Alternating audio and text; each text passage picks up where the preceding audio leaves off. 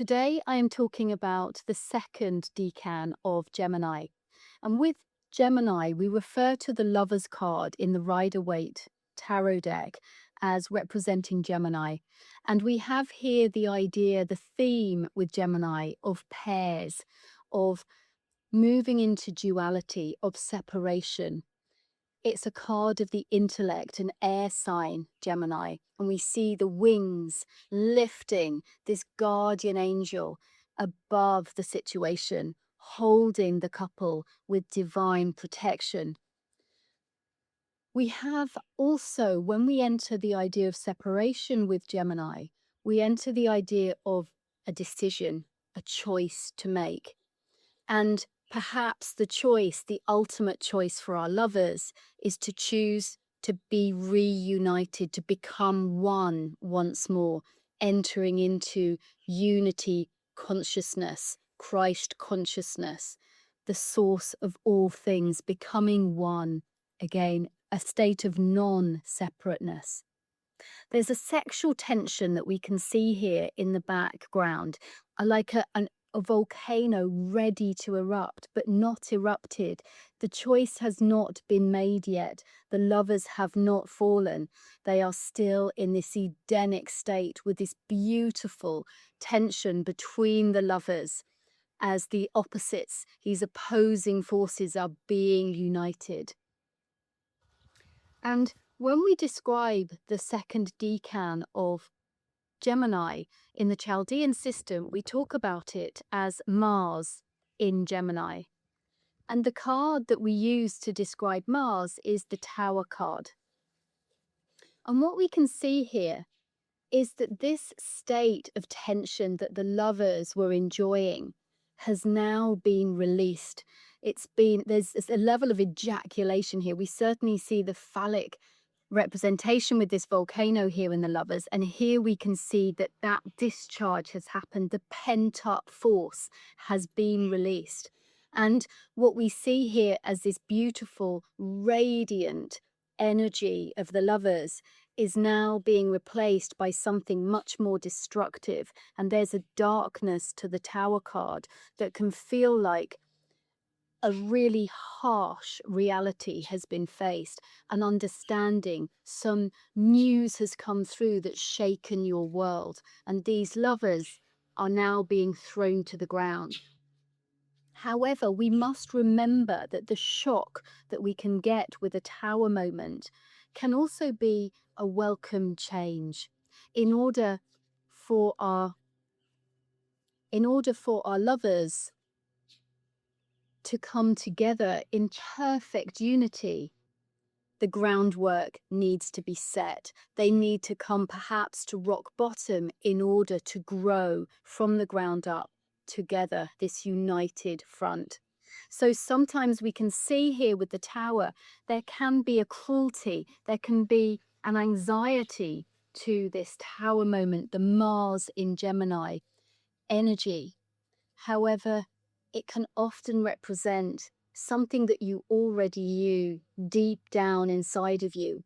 This is something that needed to happen. The tension was already there.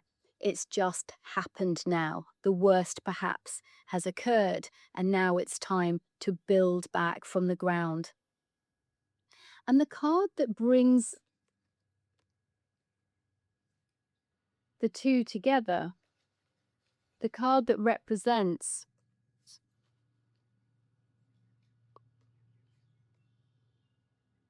this second decan of Gemini, is the Nine of Swords.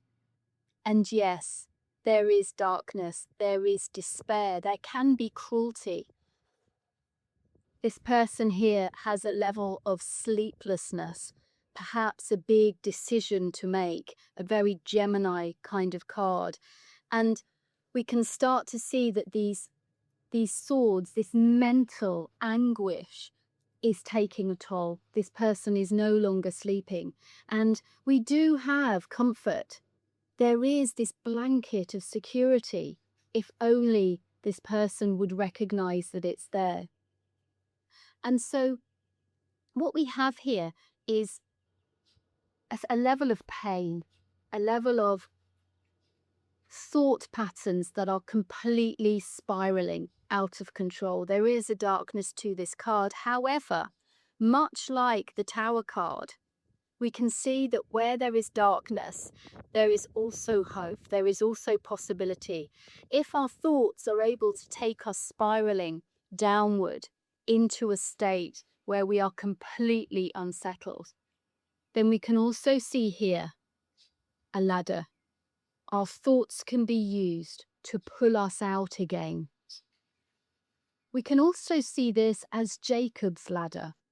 And what we have to remember with Jacob's ladder is it's not just a descent. Angels don't just come down the ladder, but they also move back up, offering you a pathway into the light once more, back to your state of Eden. This is still a Gemini card, and we can see with Gemini the idea of the intellect, of thoughts and words, and how when we are harsh to others, or when we are condemning others with our words, it can always come back to the pain within ourselves. And so we sit with this here.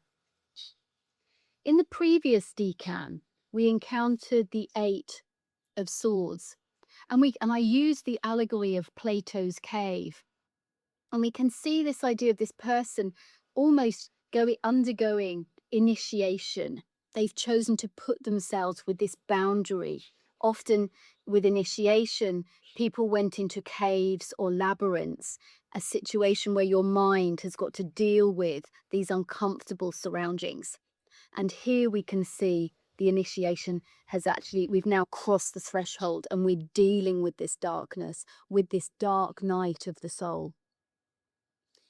And here, within our Castor and Pollux myth, we can understand that this is when Castor dies, and Pollux, this lifelong brother that loves his brother more than anything else.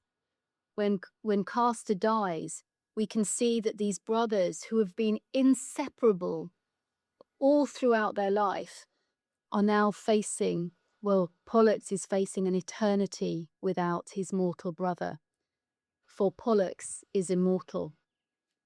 And true to Gemini form, he finds his ladder.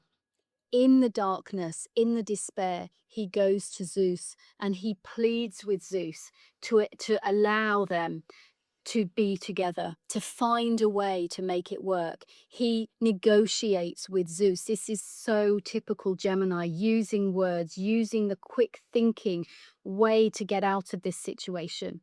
And so what he sets up is this ability to transcend the mortality that Castor has endured. And he puts them both as stars in the sky. They must spend time in Hades and time in Olympus, but the brothers are reunited, and we see them, Castor and Pollux, as bright stars in the Gemini constellation.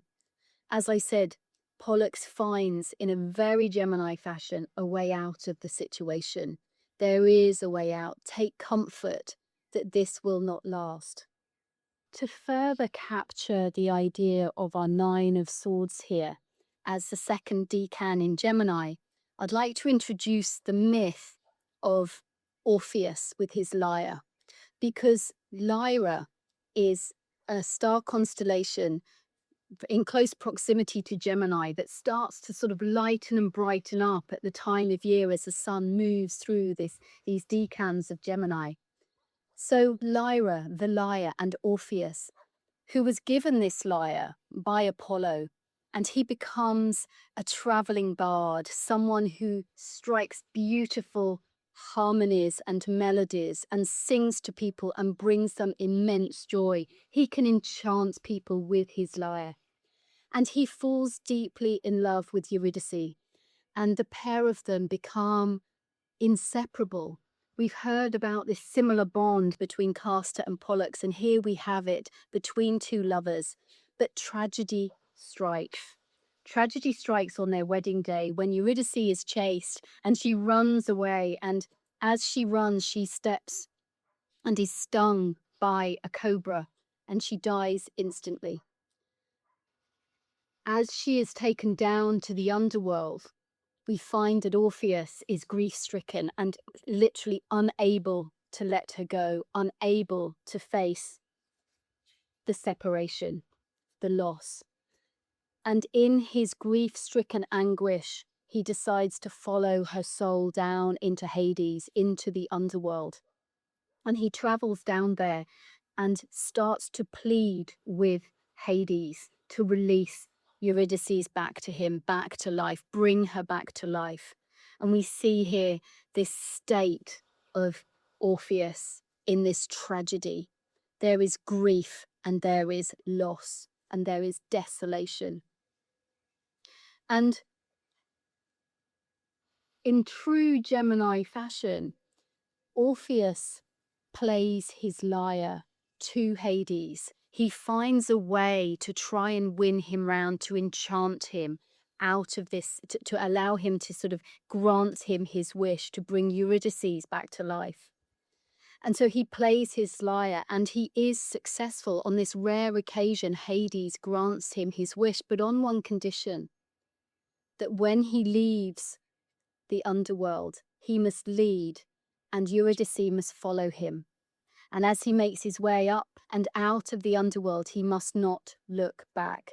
Otherwise, she will remain in the underworld forever.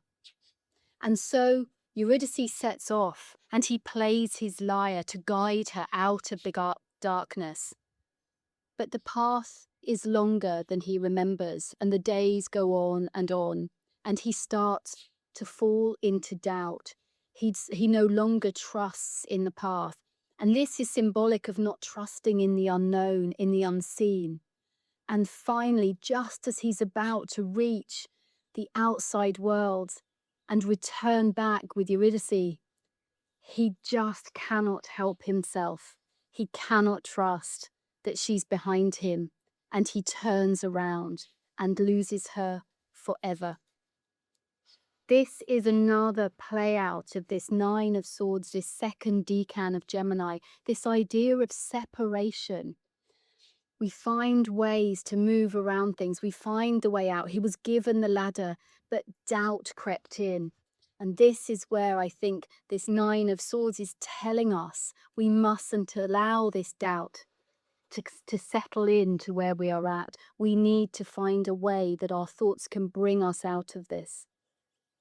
When tragedy struck with Castor and Pollux, Pollux was able to negotiate and bring it to a fruitful resolution. And here we see Orpheus loses her forever. And yet, he continues to play his lyre. Despite his grief, he is inconsolable. He plays and laments with the melodies that he creates. So there is still cosmic order. He still brings order into the chaos. And I think this is critical here too. And so this Nine of Swords, our second decan of Gemini, is here to tell us to not look back. Stop looking back. Stop with the obsessive thoughts, the memories. Stop keeping yourself stuck in this grief. It's time to find a way to pull yourself out. Recognize the pain, sit with that pain, but when you recognize that you're stuck in that, then it's time to find your way and fight your way through to the light. There is, as we can see here, there is comfort to be taken. We can surround ourselves with protection. We can feel that protection. We can be guided by the unseen forces. And where Orpheus didn't trust the unknown, the unseen, the lovers are calling you here to recognize that divinity that shines and pours itself forth through us. Come back. They are calling you. The lovers are calling you to come back to non-separateness, as Castor and Pollux are representing this non-separateness. No matter how dark it gets, remember that you are divine. Trust in the unknown and come back always towards unity. And so, for the next 10 days, as the sun journeys through the second decan of Gemini, ask yourself, what areas of your life are you facing darkness and strife? What areas are you finding there is discord? And where can you sit with this, sit with the pain, sit with the darkness, the grief, the loss, the separation, and recognize that it can be up to you to restore harmony in your life? Where can you find ways to come back into balance, to pull yourself out, create your own ladder? The Lovers here to remind you, wherever there is separation, where can you, like Castor and Pollux, come back together, always choosing love, always rising above any given situation? Have a wonderful day.